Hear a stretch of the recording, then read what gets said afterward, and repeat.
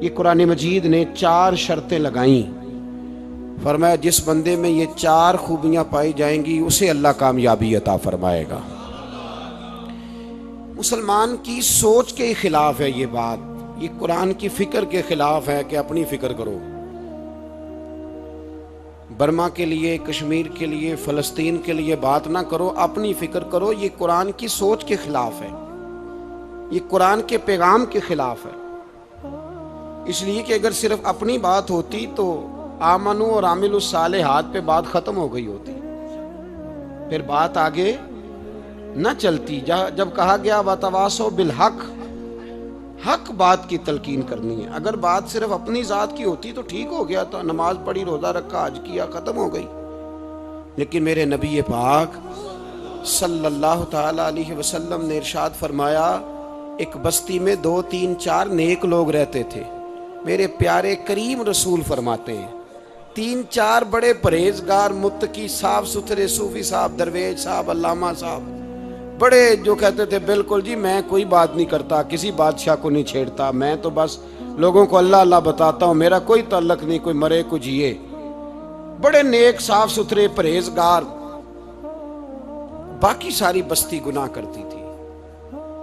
نبی پاک علیہ السلام فرماتے ہیں رب کریم نے کچھ عرصے تک مہلت دی، پھر مشیت خداوندی، اللہ کا قانون حرکت میں آیا تو کہا جبریل ساری بستی تباہ کر دو، تباہ کر دو۔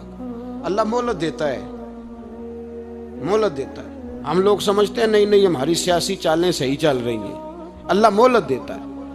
رب کریم نے فرمایا جبریل انہیں تباہ کر دو، تو حضرت جبریل امین علیہ السلام نے عرض کی مولا وہاں تو تیرے 3 4 بڑے نیک بندے بھی رہتے ہیں، بڑے پرہیزگار، سچ بولنے والے، دیانتداری والے، حاجی صاحب، نمازی صاحب، صوفی صاحب، پیر صاحب، بڑے خوبصورت، ان کا کیا کریں؟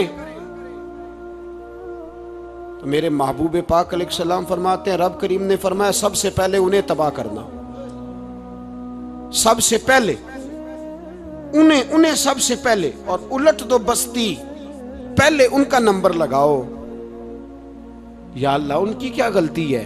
تو غلطی سن لیں، غلطی یہ ہے کہ انہوں نے 2 صفتیں پیدا کی ہیں، اگلی 2 پیدا کیوں نہیں کی؟ الا الذین آمنوا وعملوا الصالحات پہ روک کیوں گئے، آگے کیوں نہیں بڑھے؟ اللہ کریم نے فرمایا جبریل دیکھو نا، میری نافرمانی ہوتی رہی اور ان کے چہرے پر کبھی شکن تک نہیں آیا، لوگ میرا قانون توڑتے رہے، انہیں کبھی برا ہی نہیں لگا، گناہ دیکھ کر کبھی خیال ہی نہیں آیا بدلنے کا۔ میرے بھائی امت مسلمہ اپنے لیے تو آئی نہیں دنیا میں، نبی پاک کی اس لیے تھوڑے آئے تھے کہ پیسے کمائیں، دنیا داری کریں، جھوٹ سچ ماریں اور رخصت ہو جائیں، بچے پیدا کریں۔ یہ کام تو ہندو سکھ بدھ مت سارے کر رہے ہیں، تو فقط اس کام کے لیے تھوڑی آیا ہے۔ کنتم خیر امت اخرجت للناس، اللہ فرماتے ہیں میرے محبوب کے غلاموں تم بہترین امت ہو، میں نے تمہیں امتوں کے بھلے کے لیے پیدا فرمایا ہے، تمہیں لوگوں کی امامت کے لیے دنیا میں بھیجا ہے۔ اے نوجوان مسلم کبھی یہ تدبر بھی کیا تو نے؟ وہ کون سا گردو ہے جس کا ہے تو ایک ٹوٹا ہوا تارا؟ تو نے کبھی سوچا ہے تو کیا ہے؟ پتہ ہے تجھے؟ روزی کماؤ، روٹی کماؤ، اور اب تو بہت سارے لوگ جھوٹ کی دنیا میں زندہ ہیں، جھوٹ بولتے ہیں اپنے آپ کے ساتھ بھی، دائیں بائیں فراڈ کر رہے ہیں اپنی ذات کے ساتھ، خول بنا لیا اس میں بند ہو گئے، باہر ہی نہیں نکل۔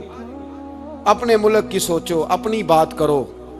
علامہ اقبال نے پتہ کیا کہا تھا؟ اقبال نے، یہ سنو جو لوگ کہتے ہیں پہلے پاکستان، برما کے مسلمان بعد میں، کشمیر کے مسلمان پہلے سنو اقبال کیا کہتے ہیں۔ اقبال کہنے لگے ان تازہ خداؤں میں بڑا سب سے وطن ہے، ان تازہ خداؤں میں بڑا کون ہے؟ وطن کی محبت ایمان کا حصہ، اس میں شک نہیں، لیکن اگر اسلام سے پہلے وطن آ گیا تو اقبال کہتے ہیں ان تازہ خداؤں میں بڑا سب سے وطن ہے، اور جو پیرہن اس کا ہے وہ مذہب کا کفن ہے۔ فرماتے ہیں جو وطن اوڑھ لیتا ہے اس نے اپنے مذہب کو دفن کر دیا۔ سب سے پہلے پاکستان نہیں، سب سے پہلے رسول اللہ کا دین ہے، سب سے پہلے قرآن ہے، سب سے پہلے نبی پاک کا فرمان ہے، سب سے پہلے امت مسلمہ ہے۔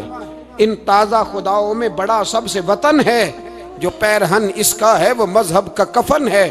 اور اقبال کہنے لگے قوم مذہب سے ہے، مذہب جو نہیں تم بھی نہیں. قوم مذہب سے ہے، مذہب جو نہیں. کوئی نہیں سمجھ آ رہی ہے آپ کو میری بات؟ قوم کس سے ہے؟ پاکستانی ہونے سے، پنجابی ہونے سے، سندھی بلوچی پٹھان ہونے سے؟ نہ، قوم مذہب سے ہے، اور مذہب جو نہیں تم بھی نہیں. یہ کیسے ہو سکتا ہے کہ مذہب نہ ہو اور بندہ زندہ رہے؟ یہ کیسے ہو سکتا ہے بھائی؟ کافر نے اصل میں جاگ ہی نہیں رہا، میں جاگتا ہی نہیں. میں جیب کی سوچتا ہوں، مسجد کی سوچتا ہوں، خانقاہ کی سوچتا ہوں، مدرسے کی سوچتا ہوں، دکان کی. سارا دن تو اس چکر میں لگا رہتا ہوں لوگوں کو ثابت کرنے میں کہ میں صحیح ہوں باقی غلط ہیں.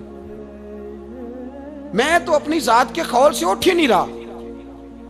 اور مجھے یہ اندازہ ہی نہیں کہ لیبیا سارا کٹ گیا، مصر کے ٹکڑے ٹکڑے ہو گئے.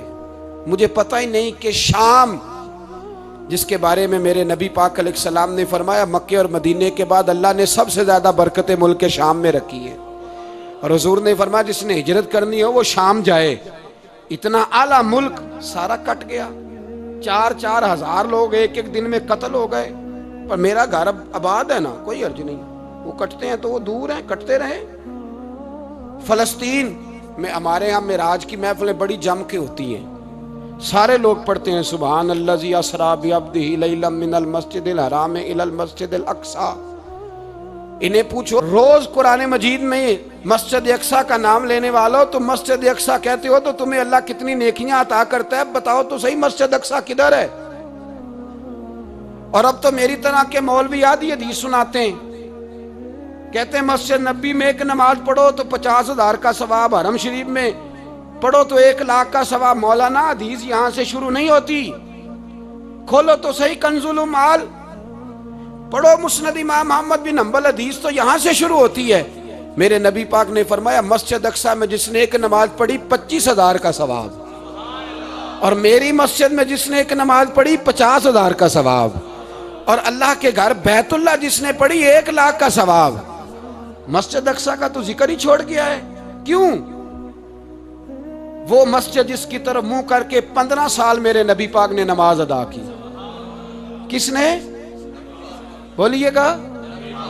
15 سال تک، 2 ہجری میں 13 سال مکے میں، 2 سال مدینے میں، مسجد اقصی کی طرف جدھر منہ کر کے تیرے اور میرے رسول نماز پڑھتے رہے. آج وہ مسجد یہودی کے قبضے میں ہے. کئی جمعے تالا رہتا ہے، وہاں نماز نہیں پڑھنے دی جاتی. مجھے کیا لگے اس بات سے؟ میری مسجد میں تھوڑی لگا ہوا ہے. ایسی ہوا چلی ہے کہ ہر شخص سوچتا ہے تمام شہر جلے بس ایک میرا گھر نہ جلے. بھائی یہ وہ دور ہے جس دور میں ذرا سی بھی کسی شخص کو تکلیف ہوتی ہے تو عالمی میڈیا پہ بات جاتی ہے، موبائل جیبوں میں فوراً تصویریں کیش ہوتی ہیں. میں اور آپ، ہمارا اس قوم سے تعلق ہے جس قوم کے بچے کٹ گئے، ذبح ہو گئے. عورتوں کے پستان کاٹ کے برما کے بدھوں نے ان کے کباب بنا کے کھا لیے. چھوٹے چھوٹے بچوں کی لاشیں انہوں نے لٹکا ڈالی. اور یہاں میں حکومت کی کیا بات کروں، یہاں کسی سیاستدان کو مکھی کاٹ جائے تو ہمارے پھٹے آباد ہو جاتے ہیں بحث کرنے کے لیے. ہمارے اپنے لوگ، عام آدمی نہیں بات کرتا، عام آدمی نہیں نکلتا، عام شخص کو فکر ختم ہو گئی. بھائی سب سے بڑھ کر بہترین مسجد کے خطیب امام حسین تھے.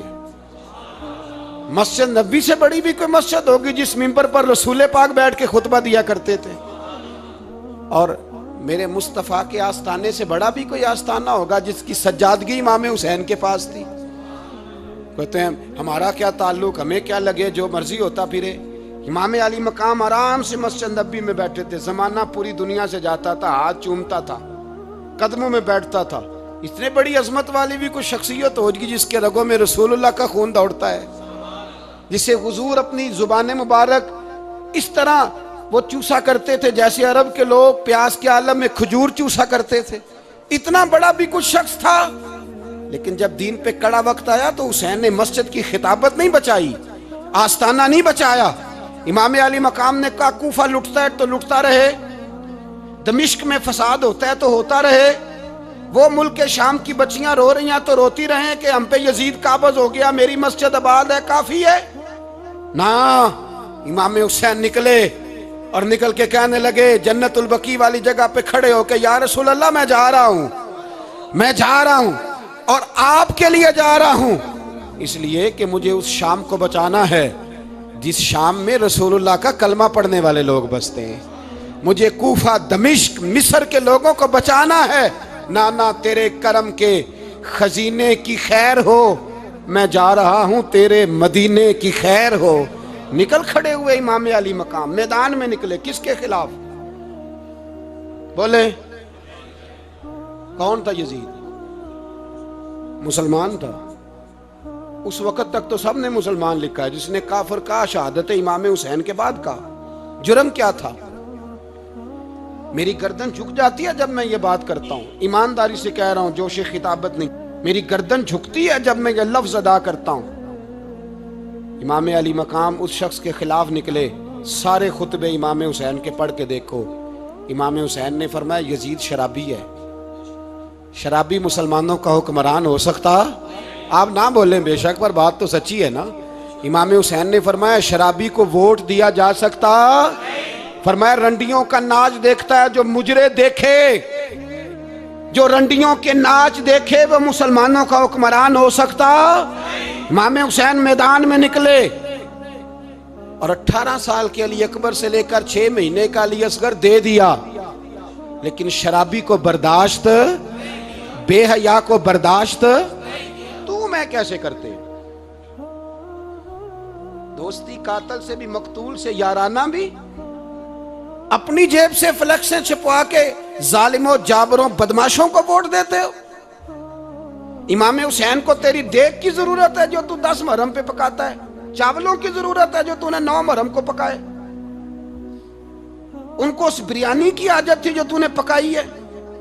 میرے گھر میں فلاں MNA MPA صاحب آ گئے تھے، امام حسین کے گھر کے اندر یزید نے پیغام بھیجا، اس نے کہا جیسے کہو گے کر لوں گا، جتنے پیسے کہو گے دے دوں گا، جتنی مسجدیں کہو گے بنوا دوں گا، جتنے ادارے کہو گے تعمیر ہو جائے، مجھے نہ چھیڑو۔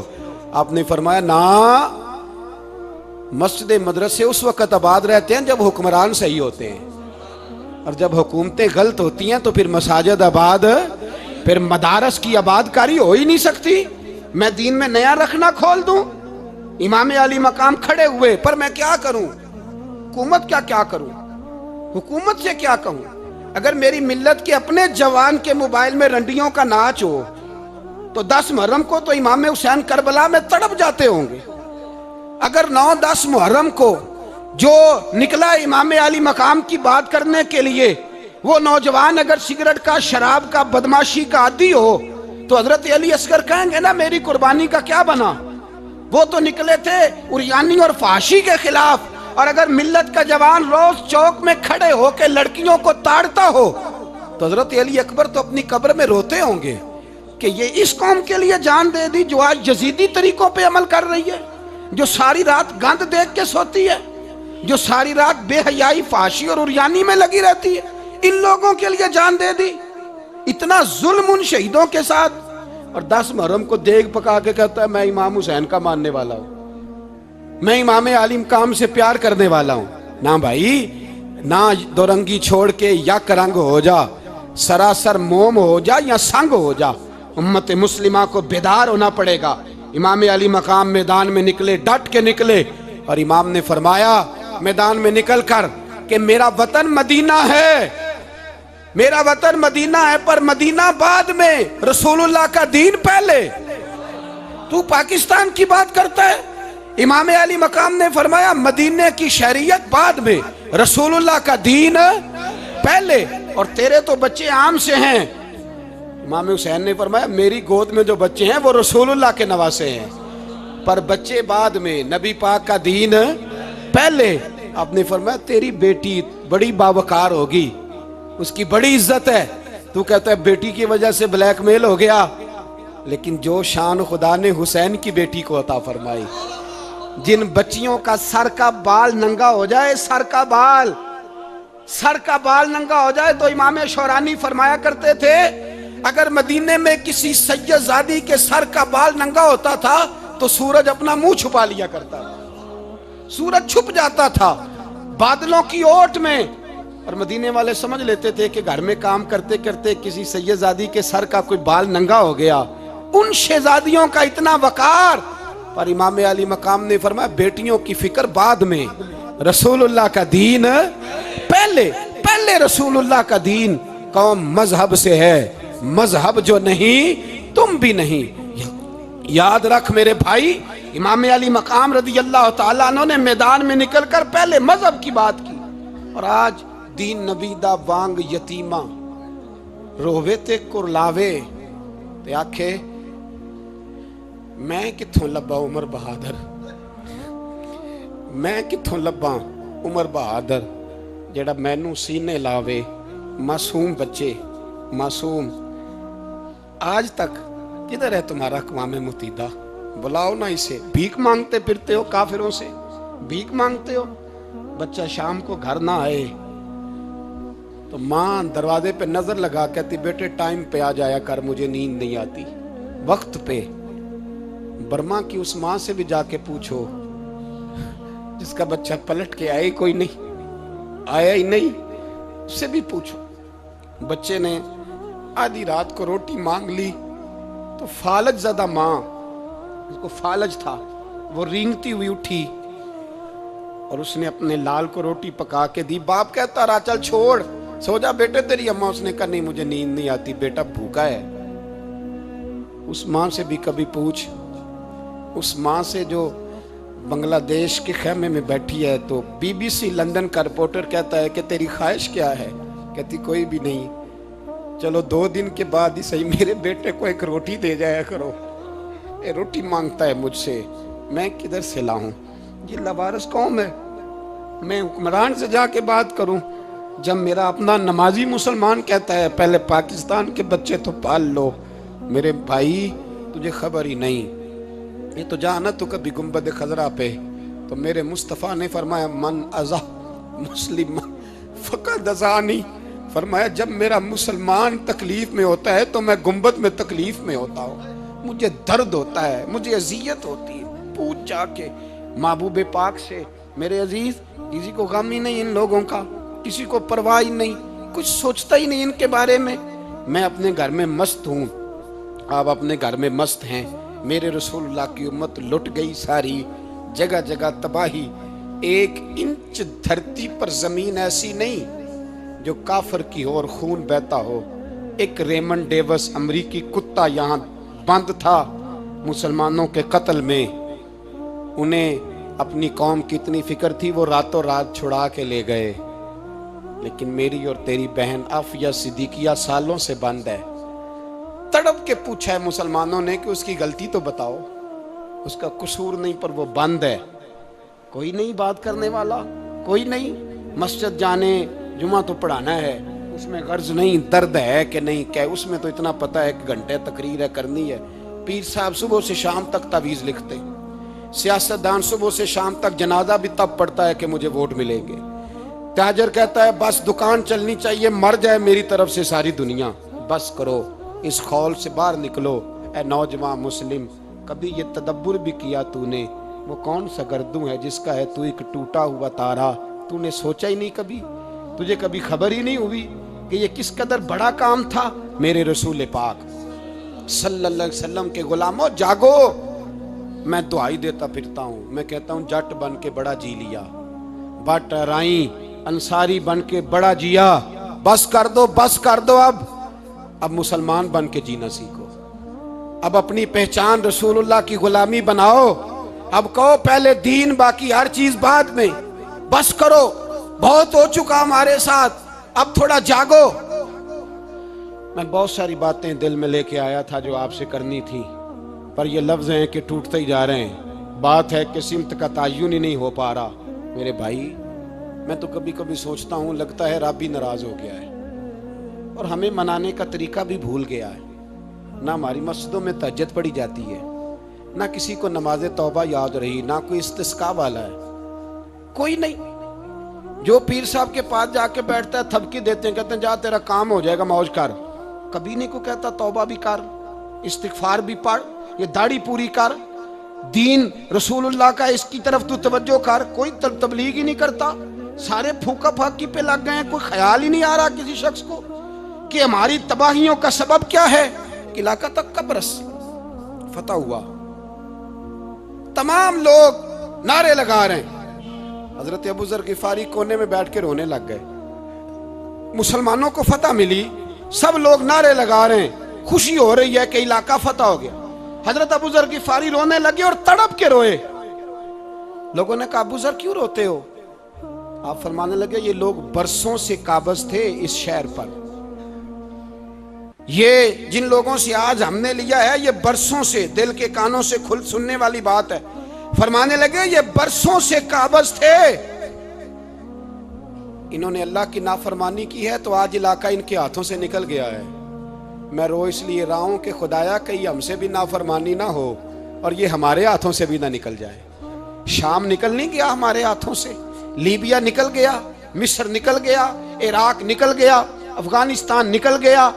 और अगर देखो तो बिला वास्ता हर जगह काफर का डेरा, वो रो रहे हैं, कहते हैं जब कौम अल्लाह की नाफरमानी करती है तो इलाके निकल जाते, तड़प रहे हैं। मुझे कोई फिक्र नहीं, कोई नहीं रोया मिस्र के जाने पर, कोई नहीं रोया लीबिया की तबाही पर, शाम के बच्चों पे कोई नहीं रोया। हम लोग यहाँ ईद मनाते रहे, ईद पर लोग नए कपड़े लेते रहे और बर्मा के मुसलमानों को कफन तक नसीब ना हुआ। कोई नहीं तड़पा इन लोगों पर, किसी को ख्याल नहीं आया। साहब इमाम अली मकाम की फिक्र को समझो, इस पर गौर करो, बस कर दो, नींद बड़ी लंबी हो गई, अब उठो इस बेदारी से, उठो। जब कौमें नाफरमानी करती हैं तो मुल्क छिन जाते हैं और काफर बारी बारी करके बारियां लगा रहा है, बारी बारी। तुम्हें कई दफा धमकियां दे चुका है, वो तुम्हारा नंबर कई दफा लगा चुका है। अब ख्वाबे गफलत से उठ जाओ, आग पैरों तक आ गई है, ऐसा ना हो जला डाले सारा कुछ। हजरत सैयदना अबू ज़र गिफारी रो के फरमाया करते थे जब तुम नाफरमानियां करोगे तो इलाके तुम्हारे हाथों से निकल जाएंगे। सो निकल गए। गौसे आजम के बगदाद पे कई दफा बम गिरे, मौला अली शेर खुदा का शहर नजफ कई दफा बम की नजर हुआ, इमाम अली मकाम के करबला में अब तक कई दफा जंगें हो चुकी, इसलिए कि हम नाफरमानी करते हैं, इलाके छिन जाते हैं। दूसरी बात यह कि फिर हमें वो तरीका भी नहीं आता जिससे रब को मनाया जाता है। आप यकीन करें मुसलमान पे एक 5 वक्त की नमाज है, वो भी बोझ है। 2.5 घंटे की तकरीर और 5 मिनट की जमात में लोग भागते फिरते हैं, बड़ा मुश्किल है। आज तक मुसलमान एक 5 वक्त नमाज पढ़ने के लिए बहाने ढूंढ रहा है अभी तक। तो वो मुसलमान कहां से आएंगे जो रात को रोया करते थे, रातों को उठ के रोते थे तो सवेरे अल्लाह काफिर के मुकाबले में इतनी मदद करता था कि 10 मुसलमान लाखों को भगा दिया करते थे। इसलिए कि मदद किसकी शामिल होती थी? बोल के बताइए, कौन मदद करता था? क्योंकि देखे ना, ये हमें तरीका बताया नबी पाक ने। अल्लाह हुजूर से राजी था कि नहीं? यार इस पे जल्दी जल्दी बोलो। अल्लाह राजी था ना? तो बदर की रात हुजूर क्या करते रहे सारी रात? साथ नहीं था अल्लाह? वो तो वहां से फरमा रहा है गारे सौर से, इन अल्लाह माना। महबूब कह दे कि अल्लाह तेरे साथ है। वहां थे महबूब कह रहे हैं अल्लाह हमारे साथ है, वहां से अल्लाह साथ था। पर सारी रात बदर की सारी रात, और दुआ का रंग क्या था? हज़रत अबू बकर सिद्दीक फरमाते हैं हुजूर ने हाथ उठाए, अल्लाह ये मेरे 313 है, मैं कुल कमाई लेके आ गया। अल्लाह मेरी कुल कमाई है, अगर ये हलाक हो गए तो कयामत तक कौन तेरी इबादत करेगा? ऐ अल्लाह मदद फरमा। और हुजूर मनाते हैं रब को, कहते हैं या अल्लाह तूने वादा नहीं किया था तू मदद करेगा, या अल्लाह तेरा वादा नहीं था तू कामयाबी देगा, या अल्लाह तूने सारी रात मनाते गुजर गई, सारी रात। सुबह का उजाला चमका तो हज़रत अबू बकर फरमाते इतना लंबा सजदा किया, हुजूर सजदे में थे, मैं देखते देखते थक गया, मैं सजदे की हालत में ही हुजूर पर लेट गया, लिपट गया। मैंने कहा महबूबा सर उठाएं, वो देखे अल्लाह ने मदद नाज़िल फरमा भी दी है। उठाइए सर। हुजूर ने अल्लाह को मनाया, نبی پاک منایا کرتے تھے، ہم اب سجدوں میں بھی نہیں جاتے. اتنی سو گئی امت، سجدوں تقریروں سے انقلاب لانا چاہتے ہیں، ہم خالی نعروں سے انقلاب برپا کرنا چاہتے ہیں. لوگ جب روتے تھے بوڑھے لوگ سجدوں میں، اور عالم فاضل صوفی کی تو کیا بات ہے نا، وہ تو اللہ کے نمائندے ہیں جس کے صرف سفید بال ہو جائیں. میرے نبی پاک علیہ السلام نے فرمایا رب تو ان کی بڑی عزت کرتا ہے، ان کی بڑی. اور میرے نبی پاک نے فرمایا گناہگار مومن بھی جب دعا کے لیے ہاتھ اٹھاتا ہے تو اللہ فرماتا ہے فرشتوں اسے خالی نہ لوٹانا، مجھے شرم آتی ہے اسے خالی. پر تو اٹھاتا ہی نہیں، تو اسے مناتا ہی نہیں، تو کبھی لپٹا ہی نہیں، تو نے کبھی کہا ہی نہیں.